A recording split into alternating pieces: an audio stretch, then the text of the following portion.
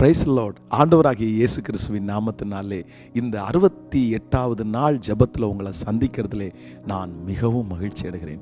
வேதத்திலே யாக்கோபு தன்னுடைய பிள்ளைகள் எல்லாரையும் ஆசீர்வதிக்கும் போது பென்யமீனை ரொம்ப அழகாக அவர் சொல்லும்போது என்ன சொல்கிறார்னா, பீறுகிற ஓநாய் அப்படின்றது மாதிரி சொல்லி பிளஸ் பண்ண தான் வராரு.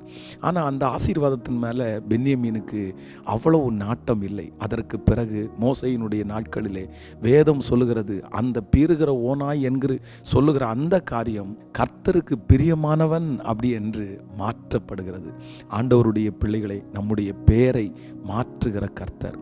அவனுடைய தாய் அந்த பிரசவ காலத்திலே அவங்க ரொம்ப வேதனையாக இருக்கும்போது பெனானி என்கிற பேரை தாயார் வைக்கிறாங்க.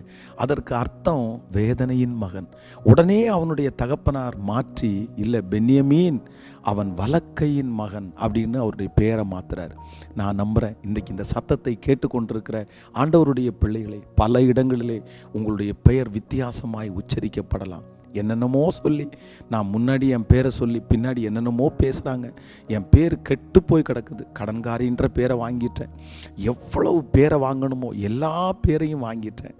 ஆனால் ஆண்டவருடைய பிள்ளைகளை, உங்கள் பேரை நினச்சி உங்களுக்கே சிலருக்கு வருத்தமாக கூட இருக்கலாம். ஆனால் ஏசப்பா இன்றைக்கு வாக்கு கொடுக்குறார். ஒரு தகப்பனே தன்னுடைய மகனுக்கு வைத்த பேரை அவர் பேர் மாற்றி நல்ல பேர் வைக்க முடியுமானால் பரலோக தகப்பன் உங்களுக்கு நல்ல பேரை வைக்காமல் இருப்பாரா? எந்தெந்த இடத்துல எல்லாம் உங்கள் பெயர் கெட்டு போனதோ, எந்தெந்த இடத்துல எல்லாம் உங்கள் பேரை வித்தியாசமாய் பயன்படுத்தினாரோ, நான் விசுவாசிக்கிறேன் அங்கெல்லாம் ஆண்டவர் உங்களுடைய பேரை நிச்சயம் இந்த ஜெபம் முடிகிறதுக்குள்ளே பெருமைப்படுத்துவாராக. ஒரு நாள் உங்கள் கெட்டுப்போன பேர் ஆசீர்வாதமாய் மாறும். கடன்காரின்னு சொன்னாங்களா, அவங்க முன்னாடி ஆண்டவர் உங்களை ஆசீர்வதித்து எல்லா கடனையும் முடித்து சாட்சியாய் நிற்க வைப்பார். ஆமேன். நான் உங்களை ஆசீர்வதிக்கிறேன். இன்றைக்கு ஒரு முக்கியமான ஒரு ஞானத்திற்காக நம்ம ஜெபிக்க போகிறோம். வாசிக்கலாம். வேதத்தை திறந்து லூக்கா எழுதின சுவிசேஷம் 10ஆம் அதிகாரத்தினுடைய 41வது வசனத்தை வாசிக்க போகிறோம். இயேசு அவளுக்கு பிரதி உத்தரமாக, மார்த்தாளே மார்த்தாளே, நீ அநேகம் காரியங்களை குறித்து கவலைப்பட்டு கலங்குகிறாய். தேவையானது ஒன்றே.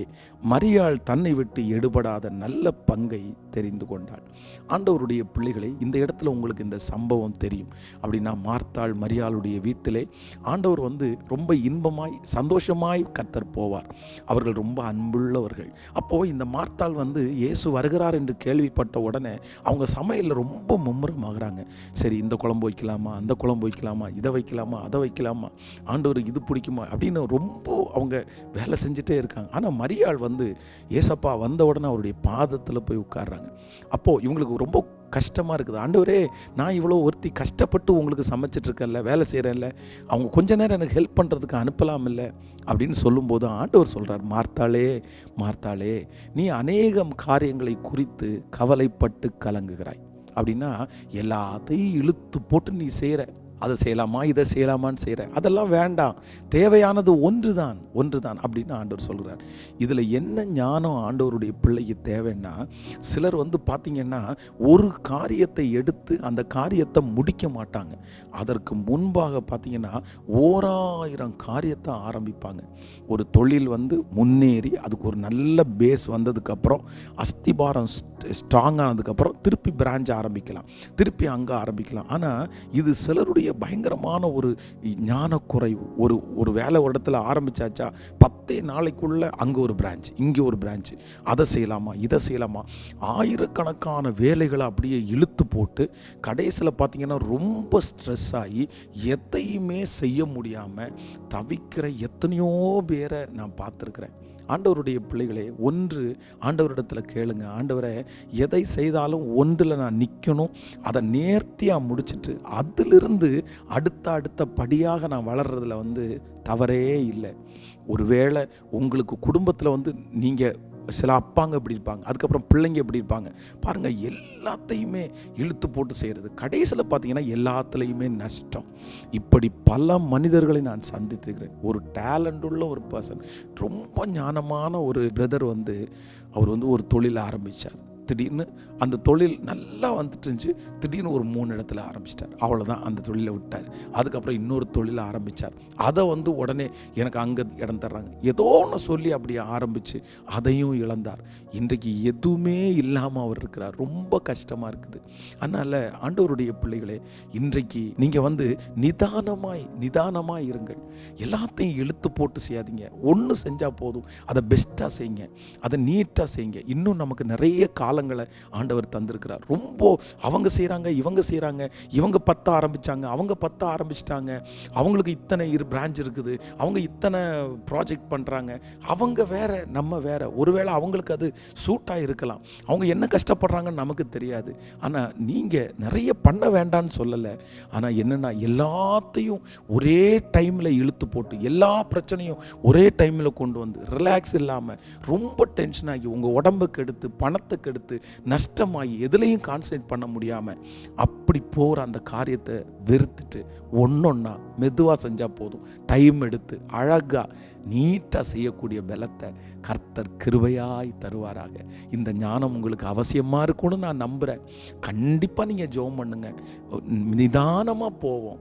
ஆண்டவர் நமக்கு கிருபையாய் கர்த்தர் இறங்குவார். 10 விஷயத்தை பண்ணினாலும் நம்ம ஒரு விஷயந்தான் நம்ம கண்ணுக்கு முன்னாடி முழுமையாக செய்ய முடியும். அதனால் முடிஞ்ச வரைக்கும் நிதானமாய் செய்ய கர்த்தர் உங்களுக்கு பலன் தருவார். நான் ஜெபிக்கட்டுமா?